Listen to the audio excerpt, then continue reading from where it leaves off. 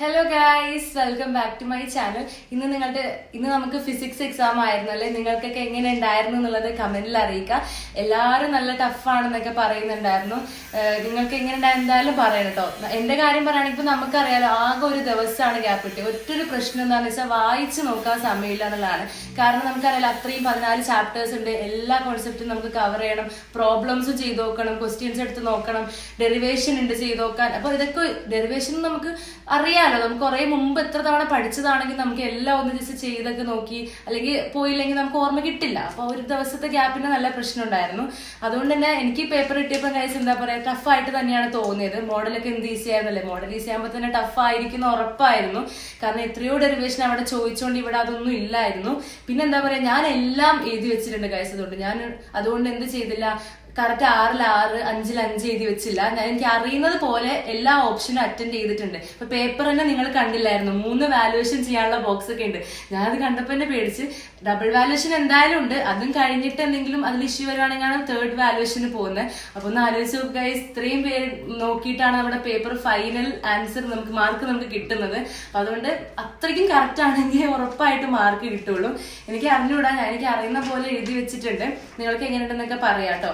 ഇംഗ്ലീഷും അങ്ങനെയായിരുന്നു ഗൈസ്. നമുക്ക് നല്ല ഈസി എക്സാം ഒക്കെ ആയിരുന്നെങ്കിലും ഒരുപാട് എഴുതാനുള്ള തരത്തിലാ ചോദിച്ചാലേ. നമുക്ക് ഒരുപാട് അറിയുന്ന ക്വസ്റ്റ്യൻ ആകുമ്പോൾ പ്രശ്നം തന്നെയാണ്. കാരണം നമുക്ക് ഒരുപാട് എഴുതാൻ തോന്നും, അപ്പൊ സമയം കിട്ടില്ല.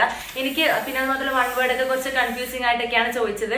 അപ്പൊ നിങ്ങൾക്കറിയാം ഔട്ട്ലെറ്റിന്റെ ഇഷ്യൂ ഒക്കെ. ഞാൻ എഴുതാനും കുറെ പേര് ചോദിക്കുന്നത് ഞാൻ ഔട്ട്ലെറ്റ് ആണ് എഴുതിയത്. എന്തായാലും സമാധാനമായിട്ടുണ്ട്. അവസാനം അനലൈസ് ചെയ്യാനും സമയം കിട്ടിയിട്ടില്ല. ഫിസിക്സ് ഇപ്പൊ എന്തായാലും അത്യാവശ്യം ഒരു ഇങ്ങനത്തെ ഒരു എക്സാം ആയിട്ടുണ്ട്. നിങ്ങളൊന്ന് പറയാം നിങ്ങളുടെ അഭിപ്രായം കേട്ടോ. ആദ്യത്തെ ആൻസർ സിമ്പിൾ ആണ്, ഫീൽഡ്.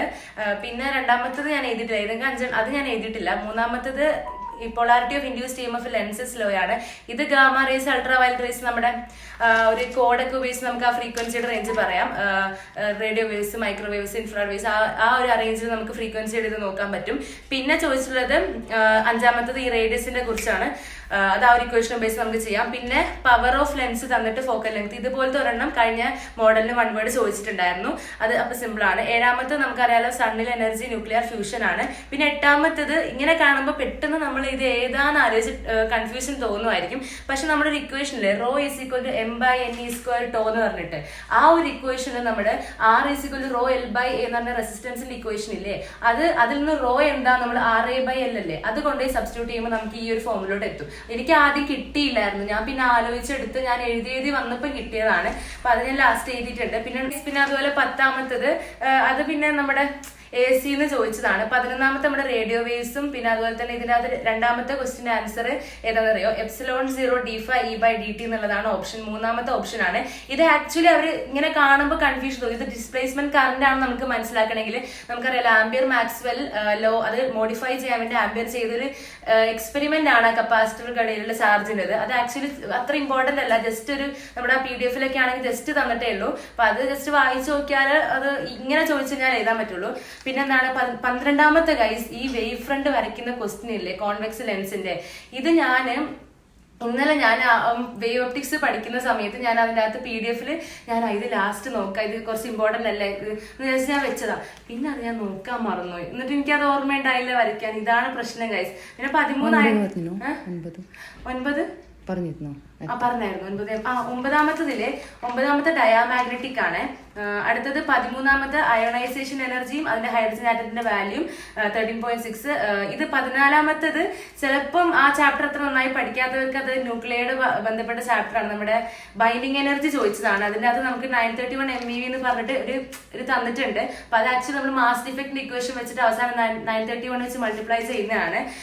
15ാമത്തെ കുഴപ്പമില്ലായിരുന്നു ഗൈസ്. പിന്നെ 16ഉം വലിയ കുഴപ്പമില്ല. പിന്നെ 17ഉം 18ഉം പിന്നെ 19ാമത്തത് പിന്നെ B ഒരു പ്രോബ്ലം ആണ് അതുമായി ബന്ധപ്പെട്ട്. അത് പിന്നെ ഡുവൽ നേച്ചറിന് അധികം പ്രോബ്ലം ചോദിക്കാറുണ്ട്. അങ്ങനെ തന്നെ പ്രോബ്ലം തന്നെയാണ് അതിൽ ചോദിച്ച് കണ്ടിട്ടുള്ളത്. പക്ഷെ നമുക്ക് ശരിക്കും പറഞ്ഞാൽ അതിനകത്ത് എക്സ്പെരിമെന്റ് റിസൾട്ട് ഒക്കെ ആയിട്ട് എന്തൊക്കെ പഠിക്കാനുണ്ടല്ലേ ഗൈസ്. പക്ഷെ ചോദിക്കുമ്പോ ഒക്കെ ഇതൊക്കെ തന്നെയാണ്, കുറെ പഠിക്കാനുണ്ട്. പിന്നെ എന്താണ് 20ാമത്തത് ഒരു പ്രോബ്ലം തന്നെയാണ്, ഗോസ് ലോ ആൻഡ് മാഡിസം. അത് പിന്നെ ടോർക്കിന്റെ ഇത് വെച്ചുള്ള പ്രോബ്ലമാണ് ചോദിച്ചിട്ടുള്ളത്.